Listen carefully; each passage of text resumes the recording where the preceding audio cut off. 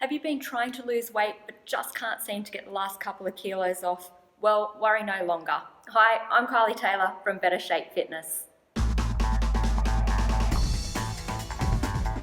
Here are the key areas that worked for me for shredding the last little bit of stubborn fat, and hopefully it works for you too. Some of the checklists may involve you cutting things out of your diet or changing some of your habits. Don't panic though. Once you've reached your goal, you can reintroduce those things and find your body's happy place where you can enjoy yourself and maintain your goal. Number one, weight versus inches. The first step is to decide if weight is still going to be your yardstick. Let me explain. If you're 20 or 30 kilos over your healthy BMI, then using weight as a guide for your progress is easy, and although not 100% accurate, it will do the job. However, when you start to get closer to your goal, using weight as your preferred measurement may not be the best solution. Why?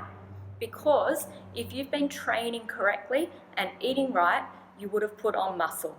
Muscle is heavier than fat, so although you have only lost some of the weight that you wanted to lose, you may have put on some muscle, which messes up the equation, because we only wanted to lose fat. Therefore, once you've lost that first chunk of weight, I would suggest using the measuring tape, centimeters or inches, as your gauge until you reach your goal. There are more accurate tests to measure body fat, but we need something that you can do easily. Find someone with a similar frame to yours, like a celebrity, for example. Find out what their measurements are and use that as your goal. A quick Google search will usually give you a few articles that show their measurements, or estimates at least. So be sure to take their height into consideration when comparing measurements. Obviously, if they're shorter than you, you need to make your measurements slightly larger, and if they're taller than you need to make your measurements slightly smaller.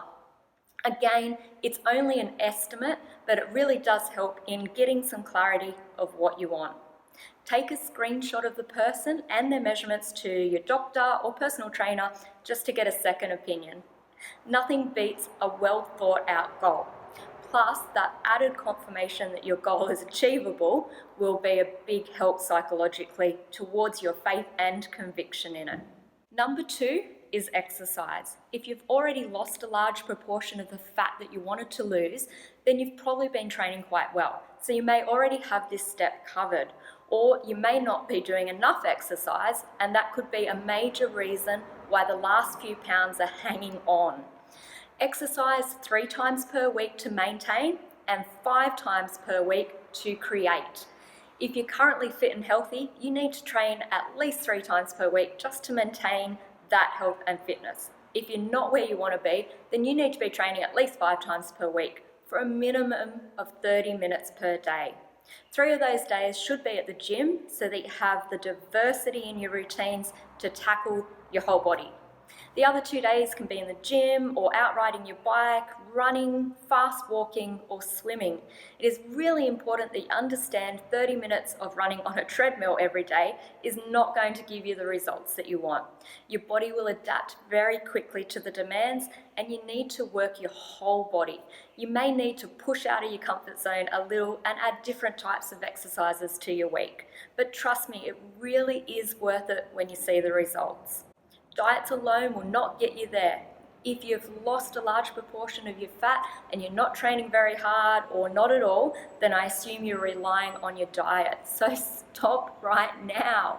A diet alone is never going to get you looking like you want. Like anything in life, there are no shortcuts without big prices to pay. So don't fall for the marketing. Just eating meat, lemons, fruit, or whatever else the fat is will lose weight. It will lose fat, muscle, water, bone mass, you name it. We don't want to lose all that stuff. We want to lose the fat and only fat. So don't be silly, and please don't fall for the shortcuts. That being said, there is another myth out there that exercise can cure bad nutrition, that you can just run it off. Unfortunately, this is not true. You can't outwork a bad diet. Nutrition and exercise must be used together to get the results that you want. It's not possible to choose just one or the other and be healthy. You might reach the size that you want, but you won't look healthy. Schedule in your training. Don't have the time to train 5 times per week. You just need a better goal that will help you find the time. The time is available to you. It's just a matter of what you decide to allocate it to. Using no time or no money as an excuse to keep destroying your body is stopping you from being happy. So I would be doing a disservice to you if I gave it any credit. 5 days per week, 30 minutes per day is a good guide. Try not to overthink the process. I find that if you overthink what you have to do, you end up not doing it. First, you have to pack your bag, get in the car, find parking, warm up. Instead, just chunk it down to the core task. All I have to do is knock out a quick 30-minute workout and I'm done for the day. Number 3 is sleep and recovery. If you're having trouble losing the last few inches, it could be the quality of your recovery that's holding you back. Make sure you're getting enough sleep. 8 hours sleep is a good guide for most people. If you're really putting in the effort with your training, then you are asking a lot from your body. It is at night time, while you're in your deep sleep, that your body does its repair. If you plan to go to bed at, say, 10 p.m, you should be turning the TV off no later than 9 p.m, and that goes for any devices as well. Stop all screens no later than an hour before bed. Grab a book, give your mind a break from all that crazy stimulus before you go to bed, and this will help you reach a deep sleep faster. If you're still feeling tired and you've been getting enough sleep, it may be that your nutrition is off. So make sure that you're getting those fruit and veg in and plenty of water. It may also be that you've been over-exercising. Now, this is common with people who are trying to gain muscle as they think more is better, but that's not how the body works. The body can't keep delivering with heavy workouts day in, day out. So if you're getting enough sleep, your nutrition is on point, but you're still feeling like you need a break, then take a few days off from the gym and just do some light walking. Part of making a lifelong change is learning to listen to your body. If symptoms continue after the few days, then I'd suggest a quick trip to the doctor because you may need a vitamin or mineral supplement. Number 4 is alcohol, the next step on our checklist. If you are stuck just shy of your goal, it's time to put the wine down. And as I've mentioned, we can reintroduce alcohol after you reach your goal. The amount of alcohol your body can handle while maintaining a goal is different for everyone. So you're going to have to make that decision on your own. Why is alcohol bad for my goal? Well, we all know that alcohol is not a health food. And anyone who comes up with a study that alcohol is good in any way, I take with a grain of salt, because it was probably the alcohol industry that commissioned the study.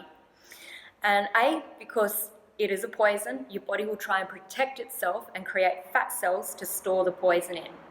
B, alcohol has loads of sugar in it. C, alcohol kicks the appetite into gear, which leads to overeating. And D, alcohol reduces your care factor. And even though you know A, B, and C are true, you won't care and you'll do it anyway. So just put the drink down for a few weeks until you reach that goal. Be careful not to substitute your drinking with another bad habit. I don't want you reaching a goal and then having to try to quit smoking. If you do feel like a drink, just make yourself a soda water. It's bubbly and you can put a squeeze of lemon in it too. Number 5, processed foods. If your diet is not one of the crazy fads I spoke about earlier, then your nutrition might just need a little tweak. For the next 7 days, use a food diary and record everything that you eat or drink. There are a few good apps out there, or you can just use your notes on your phone. You could even write it down on paper. At the end of the week, take note of what percentage of your intake was water-rich foods. So fruit, vegetables, and water. If less than 70% of the intake was live, then it could be a major contributor to why you're not losing the last few pounds. So some tips: replace bread or pasta with rice, replace snacks with nuts and seeds, replace dairy with almond or oat-based products, spend more time in the fruit and veg section of your supermarket when you're doing the groceries. If you have to unwrap it from packaging, chances are it's not something that you should be eating. Don't let yourself get too hungry. If hunger was on a scale of 1 to 10 and 1 was starving, don't let yourself fall below a level 4. When we're hungry, we tend to reach out for the worst types of food. Number 6 is exercise intensity. Let's have another look at our exercise training. This is a really simple fix and will give you huge results as long as you have the other steps covered. Intensity while you exercise is really only something that you can know. Just because you are sweating, groaning and pulling faces doesn't always mean that you're putting in a huge effort. Intensity is all about getting more from your body than it wants to give you. It's about getting everything out of your 30-minute workout that you possibly can. You can increase your intensity in a lot of different ways. The most powerful way to increase your intensity is to hire a coach. A great personal trainer will always get more out of you than you will alone. Remember that even pro athletes hire coaches because they know it's the only way they can get that little bit extra out of themselves. And that's what the last 5 kilograms of fat or those last few centimeters represents. It's going to take that little bit extra from you to make it happen. But if a coach isn't something you're willing to try just yet, then I've got a couple of exercise tips for you. Try to mix it up with your workout, one of these methods. You can slow down your reps on either the concentric, short, or eccentric, long contractions. Squeeze your muscles at the top and bottom of each rep. Increase your weight to overload your muscle. Decrease the rest between reps and sets. Increase your speed or power. Look for hills to run, walk, or ride up, and start timing yourself and try and get a little bit faster each time. One of these things I did that worked really well was set a goal of a fun run. It was actually the Sydney Tower Stair Challenge. It was a great goal because I had a definite date, plus I had other people relying on me. There was no way I was not making it to the top, so I trained extra hard to avoid the embarrassment of not finishing. Find out what gets you fired up and use it. There are also pre-workout drinks that you can use. However, be careful. I use a pre-workout now and then when I'm not quite fired up enough. I've tried a few different brands but found that it gives me a headache if I have it too often. Make sure you read the directions and warnings before giving a pre-workout a go. Number 7, the 3 different body types. Now, your body type will have a big impact on how your body responds to the previous steps. So it's a good idea to know which one you are. The body types are broken up into 3 main types. However, you may find yourself in the middle of 2 of them. Now, an ectomorph. A lean build finds it difficult to put on muscle or fat. Ectomorphs don't usually have a body fat issue. However, if they do, they need to lose fat. It will usually drop off quite easily. Small nutrition change and exercise will do it. Mesomorph. Lean and muscular, an athletic build that puts on muscle easily. If fat is an issue, introducing more cardio and eating a balanced diet of carbs, fats and proteins will get results. And endomorph, stocky body, stores more fat in the lower part of their body, puts on fat very easily. Endomorphs really need to watch their diet. Nutrition will play the biggest part in losing fat. Cut down on the carbs and increase the proteins. Avoid proteins from animals like meat and dairy. There are just too many bad fats in these products, so stick with getting your protein from fruit and veg. High intensity training works really well with endomorphs, and be careful not to overtrain. Stick to 5 times per week for 30 minutes per session.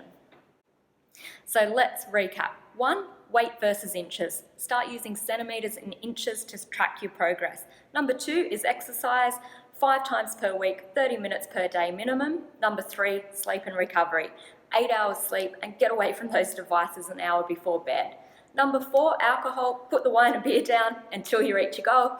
Number 5, cut out processed foods. Use a food diary to check that 70% water-rich live food is in your intake. Number 6, intensity. Find something that will get you digging that little bit deeper. Number 7, the 3 body types. Know your body type and pay attention to what is working and what isn't. So if today's video helped you, then please give it a like so it reaches more people just like you. I'd also love to have your company again, so subscribe to the YouTube channel and you won't miss a thing. No matter what stage you're in towards your goals, always remember that success is a journey, not a destination.